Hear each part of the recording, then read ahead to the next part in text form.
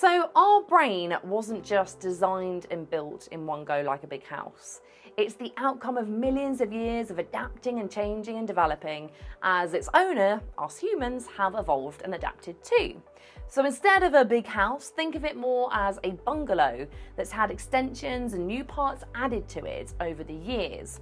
Dr. Steve Peters' model of our mind that we're about to explore now takes the complex nature of our brain and mind and presents an easy to digest model that can help us better understand our thinking mind. So let's dive straight in and introduce the model, which you can now see on your screens. Dr. Steve Peters has simplified our brain into three key systems. There's you, the human, and you're sharing your mind with the primitive, defensive and impulsive acting system, the chimp. Named so by Dr. Steve Peters because we share that same system with chimpanzees. And finally, underpinning both of these is the computer. So let's take a closer look and start by exploring the chimp. The chimp, or the limbic system of the brain, is responsible for our fight, flight, freeze. It's the fast-reacting systems in our mind that jump to conclusions, can exaggerate, and hijack the facts and truth of a situation. Its job is to keep us alive and protect us from risk. Now, you'll find it right at the base of our skull, and because of this, we know it's part of the brain that developed very, very early on. Now, life for our early ancestors involved a lot more regular threats, whether that was tigers lurking in the bushes or disease or injury.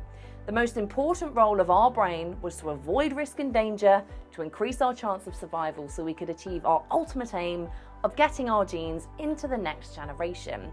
And our chimp still plays an important role in our survival today because, say we step out in the road and a car suddenly speeds out from a junction next to us, it's our chimp with our fight or flight response that kicks in, making us jump back to the curb without our human conscious brain analysing the situation. The chimp reacts instantly and instinctively in just a fraction of a second. It's the part of our brain that wants to avoid any risk and danger. But do we face as many survival threats as our ancestors? Well, it's not too often that we face a tiger in the woods. And with the advancement of medical treatment and technology, disease and injury are less of a threat to our survival than they used to be. So the answer simply is no. However, down to technology, our lives are full of risk, both personal and global. The constant 24/7 news channels, the ping of a mobile notifying you of a problem, or the inner chimp chatter worrying, what if this spot I have is a disease? Or what if I don't make my targets, we drop the deal and I lose my job? So this inner chimp of ours can be unhelpful. Have you ever lied to cover up a mistake? Wondered why everyone is doing better than you? Thought, you're no good at this skill, so don't bother anymore. Or, this is just too hard, I'll do it later. This is your chimp talking, trying to persuade us to avoid the risk through a fear of rejection, and its job is to protect us. And much of our chimp chatter is actually trying to protect our reputation. Again, if going back to early human years, our chance of survival was increased if we were part of a social group. If we were kicked out of that group, there was less chance that we'd survive if we were alone. So it's reassuring to know that these emotional and reactive thoughts are normal, and we all have them, because this is our inner chimp doing its job and protecting us from risk and danger. So it's good to know. But the truth is, this pesky inner chimp can make life pretty tough for us. We'll come back to it later, but for now, on to the next part, the human. You find this part of our brain, the prefrontal cortex, on the front edge, just behind your forehead. Now, the human is rational, objective, looking at the facts. And this is the area of deep thinking, enabling us to work out puzzles, problems, and to think through tricky decisions using facts, truth, and with a balanced judgment. It's the part of our brain that represents who you truly are and what you believe to be right or wrong or important in your life. You can probably start to see why the chimp and the human are sometimes in conflict. The chimp's only goal is to keep you and your genes going. It's suited for survival out in the wild.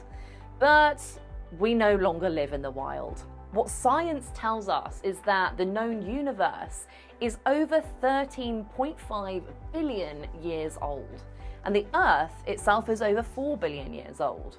While our human ancestors have been around for about 6 million years, the modern form of the human only evolved around 200 to 300,000 years ago. We've still got the same makeup now as when we were fighting saber-toothed tigers in the bushes. But the environment we live in, the work that we do, has changed considerably. Luckily, our lives aren't under threat day by day as much as they used to be, but this brain of ours hasn't quite caught up, and our chimp still reacts to situations as if it were. Lastly, there's the computer, the system running everything in the background. It's the important memory bank and advisor that stores our previous experience and knowledge. Now, when something happens and we go to the computer for advice on how to respond, it looks at how we responded to the same or similar experiences in the past to advise us what to do now. So depending on whether our chimp or our human was responsible for similar previous experiences, will determine whether the response now or the response programmed into the computer is helpful or harmful. So our chimp programming the computer with advice to jump back from a speeding car is of course helpful. However, because our chimp has been around for so much longer, is 5 times stronger, and is much faster reacting than the human, our chimp has embedded a lot of unhelpful beliefs and behavior into our computer. So we end up with some bad programming, as Dr. Steve Peters puts it. So the key observations on our chimp are that the chimp gets first bite, and it does so because it needs to keep us safe. If we were to stop and think about areas of danger, then it really wouldn't end too well for us. It's 5 times stronger than our human and uses up to 30 neurotransmitters to try and stop the human from interfering with it. Relating this to our role at work, have you ever been in a meeting with a supplier, colleague, or client, or even a conversation with key relationships in your life where it's got so difficult that you're thinking, run away, get me out of here now? Or perhaps you've had a confrontation with a client via a key relationship who's maybe questioning your capability, opinion, knowledge, or solution, and your chimp might react with, who are you to be telling me about this? Let me tell you what I know. Or you've been in a situation with one of the above people and it's so challenging that you've changed the topic, talked about something easier like the weather or what you got up to on the weekend. An aspect outside of work that I'm sure we can all relate to is try the Pringle or your crisp of choice challenge. Just have one and see how you get on. It is so hard because our chimp is driven by salt and sugar. Because back in the day, this was really hard to come by and very rare. We were programmed to gorge on it when we found it. And of course, that's no longer true. The supermarkets are lined of sugary and salty snacks at our disposal. How do you know whether your chimp is in charge? Dr. Steve Peters in his lecture said, all you need to do is ask yourself, do I want these thoughts? Do I want these feelings? If the answer's no, then your chimp's in charge. You'll probably find 90% of your day the chimp is in charge, because our chimp for years has gone unattended programming our computer. The chimp reacts. This chimp reaction is stored in our computer. When something similar happens, the chimp looks to the computer for advice, and this previous chimp reaction is given to us as advice. So it's a bit of a vicious cycle. The chimp reacts in an unhelpful way, and it's stored into the computer for next time. And it's time to change this. First, we've got to recognize who's in charge of us at a particular time.